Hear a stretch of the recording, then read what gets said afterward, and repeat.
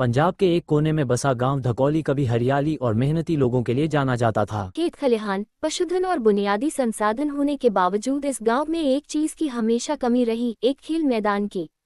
सन 2000 से पहले गांव में खेल का कोई उचित स्थान नहीं था, जबकि सरकारी योजनाएं और बजट मौजूद थे। लेकिन ये दौर ऐसा था जब विकास की जगह नेताओं और अधिकारियों की जेबें भरने का दौर था। उस समय गांव के कई बड़े और प्रभावशाली लोग सिर्फ अपना हित सोचते थे। खेल मैदान के लिए मिली राशि का कोई हिसाब नहीं था। कागजों पर खेल मैदान बन चुका था, लेकिन हकीकत में वहां आज भी झाड़ियां उगी थीं। किसी को खुश करने के लिए किसी की आवाज को कुचल दिया जाता और धीरे धीरे गांव का भविष्य अंधेरे में ढस। समय बीतता गया, लेकिन खेल मैदान का सपना वहीं अधूरा रह गया। धकौली के बच्चों को खेलने के लिए कोई सुरक्षित स्थान नहीं मिला।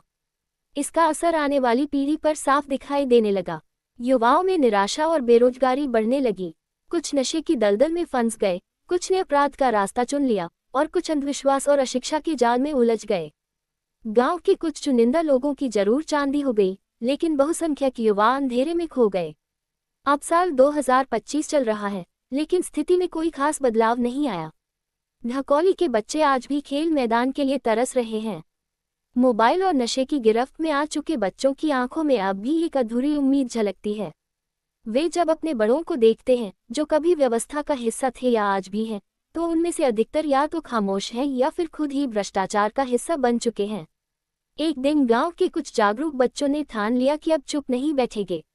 उन्होंने गांव के हर घर के बच्चों से मिलकर एक राय बनाई कि वे सब मिलकर अपने माता पिता के साथ गांव के कलेक्टर साहब को एक चिट्ठी लिखेंगे, जिसमें खेल मैदान की मांग को पूरी दृढ़ता से रखा जाएगा। बच्चों ने चिट्ठी तैयार की, जिसमें उन्होंने लिखा, ग्रेटर दैन मान्यवर, हमारा गांव धकौली आज भी एक खेल मैदान के लिए तरस रहा है।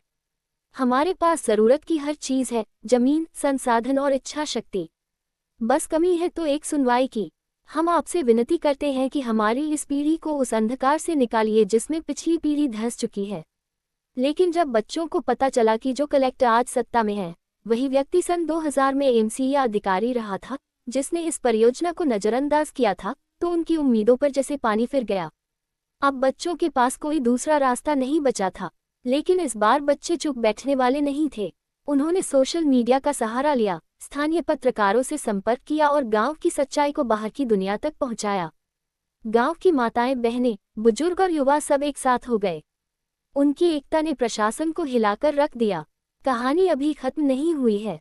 खेल मैदान अब भी बना नहीं है, लेकिन अब धकौली के बच्चे जान चुके हैं कि अधिकार मांगने नहीं, छीनने पड़ते हैं, लोकतांत्रिक तरीके से आवाज उठाकर।